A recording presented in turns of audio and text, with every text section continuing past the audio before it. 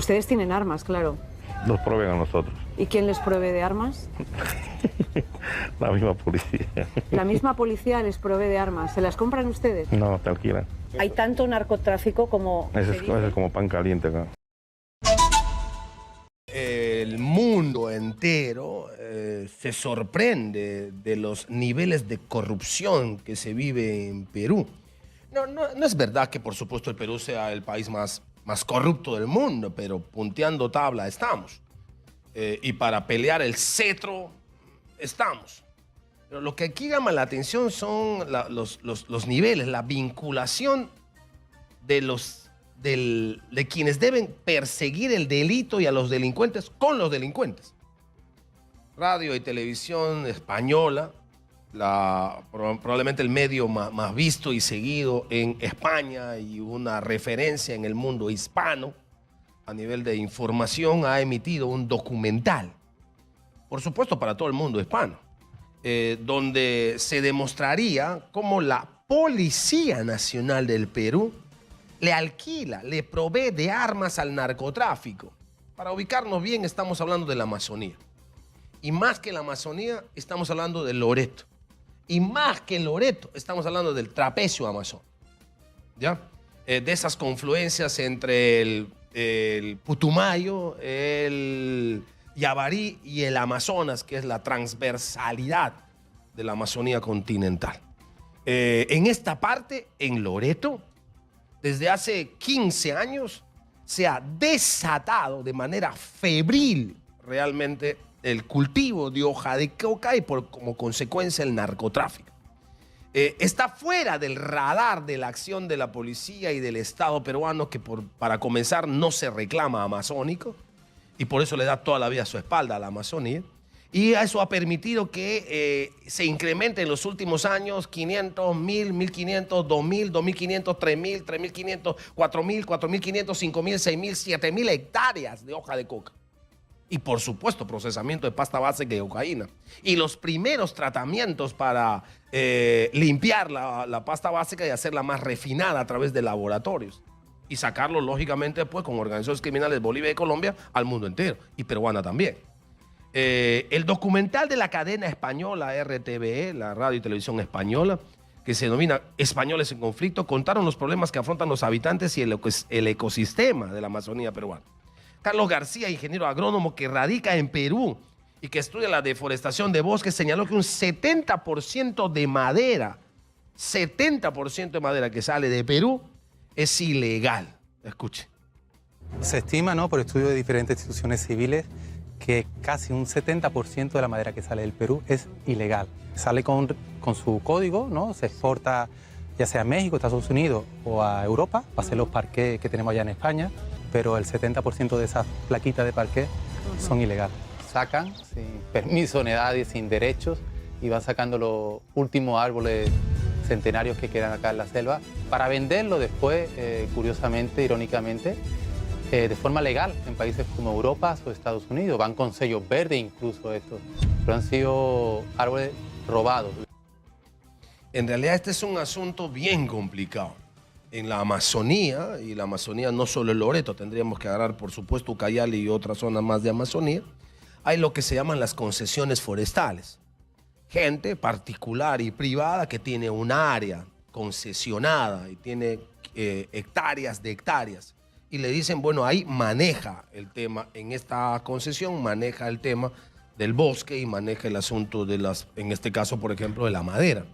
Lo que ocurre es que con esas concesiones, que son documentos de autorización para manejo de ese bosque, se lava, se limpia, se trafica, se traquetea, se ruletea, como llaman en términos delincuenciales, madera que se saca de áreas protegidas, donde no se puede explotar madera, de donde no puedes sacar una cumala, de donde no puedes sacar una lupuna, de donde no puedes sacar un cedro, no puedes sacar marupa, no puedes sacar ningún tipo de madera.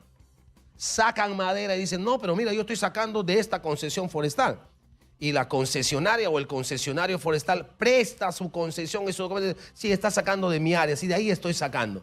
Y claro, ahí hay una cadena de mafia. Primero el concesionario al quien hay que coimear. Después la autoridad de la gerencia forestal, después la autoridad policial, después todas las demás autoridades en una cadena interminable. Ayer hablaban de una organización criminal dedicada al tráfico ilegal de madera que ha trabajado, esto es una cosa para sorprenderse, desde el año 2020, según el seguimiento que ha hecho la policía a nivel nacional, la DIVIAC, y estamos hablando de 130 millones de dólares por año por explotación ilegal de madera, es decir, entre el 20, 21, 22 y 23, ponga solo hasta el 22, 3 años, estamos hablando probablemente de 360 a 400 millones de dólares de madera. La deforestación es bárbara, es brutal. Y por supuesto la deforestación producto del sembrado de hoja de coca más, porque lo que hacen es talar y limpiar el bosque para sembrar hectáreas enteras en cientos de hectáreas hojas de coca. Pero eso no entra a la agenda, ni política ni social del Perú. El Perú, por desgracia, y eso ofende a los amazónicos como yo, no se considera ni un estado ni un país amazónico. No se considera. Sus políticas de desarrollo terminan en la zona central y casi entrando a parte de la Amazonía. Pero Amazonía entera no está incluida. Nunca ha estado en planes de desarrollo del Perú. No se reconoce el Perú real y formalmente como un país amazónico. La periodista Almudena Ariza llegó hasta la selva peruana, conversó, por ejemplo, con 2 integrantes de una banda criminal en Iquitos que se dedica a la tala ilegal y que cuenta cómo es que funciona el negocio, cómo se articula el negocio. Escucha. Estamos hablando durante este programa de muchas de las amenazas que se ciernen sobre la Amazonía peruana. Estamos con 2 personas que nos han citado aquí en una casa en Iquitos, en plena selva de la Amazonía peruana. Ustedes han estado recientemente en la cárcel por pertenencia a banda criminal. A banda criminal, sí. ¿Cuál es su principal fuente de negocio? Primeramente es de la tala ilegal de madera. ¿Cómo consiguen sacar la madera de forma ilegal? Soborno. ¿Y a quién sobornan? Autoridades y también se coimea también con los altos mandos. ¿Y emplean también a trabajadores de las comunidades? Sí, a ellos también se les da un porcentaje. Ok. Sí, pues, es lo que yo les digo. Es lo que yo les digo. Definitivamente es una cadena de coimas. Cadena tras cadena. Esta gente con los que está conversando la periodista española, estos mismos que hablan de cómo funciona el negocio de tala ilegal de madera, aseguraron que la policía es la que alquila armamentos a diferentes bandas y organizaciones criminales, entre ellas a la más peligrosa, a la de narcotraficantes. No digo que los taladores ilegales sean santitos, pero si tú me pones aquí a la derecha talador ilegal y me pones aquí narcotraficante, por supuesto la balanza se va a ir con un peso brutalmente hacia los narcotraficantes, que son los que desgracian bastante más, muchísimo más, la Amazonía. ¿Qué es lo que dicen estos fulanos con los que conversó la periodista española? Que la policía alquila armas a los narcotraficantes. Escuche. Ustedes tienen armas, claro. Nos proveen a nosotros. ¿Y quién les provee de armas? La misma policía. La misma policía les provee de armas. ¿Se las compran ustedes? No, te alquilan. Hay tanto narcotráfico como... Ese es como pan caliente acá. Estamos hablando por toneladas. Toneladas de cocaína. Cocaína, base, pasta, piedra, champán, whisky, vino, lo que como llamémoslo, por clave. Y además de las plantaciones están también los laboratorios. Exactamente. ¿Y quiénes son los dueños? Hay carteles bolivianos, peruanos. ¿También ahí están las autoridades y la policía sobornada? En primer lugar la policía. Ahí sobre todo, ¿no? Eso ya no se habla. Ellos son que mismos te hacen asaltar, te hacen quitar para que ellos mismos lo vendan o lo revendan. Ahora, es lo que una española saca y lo pone, por supuesto, a destacar al mundo. Pero la pregunta es, ¿en Perú no sabemos esto? No sabemos que el narcotráfico en Loreto, y más específicamente en el trapezo amazónico, está exactamente igual que el narcotráfico en los 80, con una diferencia. Una diferencia. El narcotráfico de los 80, 70 y 80 principalmente, era un narcotráfico que tenía a Iquitos como una ciudad en tránsito, que utilizaba todo el sistema fluvial que empezaba con el Guayaga y terminaba en el Amazonas y por supuesto hacia la zona de Colombia como medio o como ruta del traqueteo, la zona fluvial. Y entonces el narcotráfico, desde que salía del Guayaga, Ochiza y todas estas zonas donde el narcotráfico en los 80, 70 y 80 era realmente el poder, ¿no? Recuerden que había un señor al que se denominaba Mosca Loca, un señor de apellido Cárdenas, que en los 80 le dijo al gobierno al gobierno de Belaúnde: deja de molestarme, yo pago la deuda externa. Deuda externa que en ese momento estaba en $10.000 millones. Yo la pago, pero déjame trabajar. Mira lo que movía el narcotráfico. Era un narcotráfico que no estaba, por supuesto, en el Bra, en el momento estaba en el Guayaga, que era el punto central. Hoy ya no se utiliza la zona fluvial. Por eso Iquitos no siente mucho, digamos, el impacto del narcotráfico que se sentía en los años 80 y en los años 90.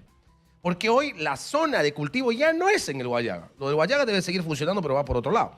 La zona de cultivo de hoja de coca es en el mismo Loreto, en la zona del trapecio amazónico, en la línea que va del río Amazonas hacia el Yabarí, del río Amazonas hacia el Putumayo. Lo de aquí me vincula con el Brasil, lo de allá me vincula con Colombia.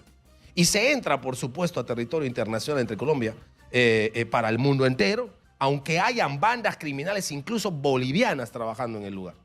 Y estamos hablando, insisto, de miles de hectáreas de hoja de coca cultivada, lo que significa miles de hectáreas deforestadas en la Amazonía también, que es, por supuesto, una de las consecuencias del narcotráfico. ¿Por qué no hay respuesta a eso? ¿Por qué no hay agenda? ¿Por qué nadie se preocupa? ¿Por qué esto no es una preocupación del gobierno y del Estado? Vuelvo a insistir y lo digo siempre con dolor. Porque el Perú nunca se ha reclamado un país amazónico. El Perú se ha reclamado siempre costeño y andino. Amazónico como que le da pereza. La Amazonía es más o menos como una especie de jardín que algunos creen que puede adornar el Perú. Un verde inescrutable, inexpugnable y siempre mítico. No se ha anexado realmente como parte y como palanca y como posibilidad de desarrollo. Por eso es que pueden los narcotraficantes estar haciendo lo que les da la gana en esta parte del Perú. Y qué pena que sea un reportaje internacional en España que nos enrostre lo que está ocurriendo aquí, en Perú, en Loreto específicamente.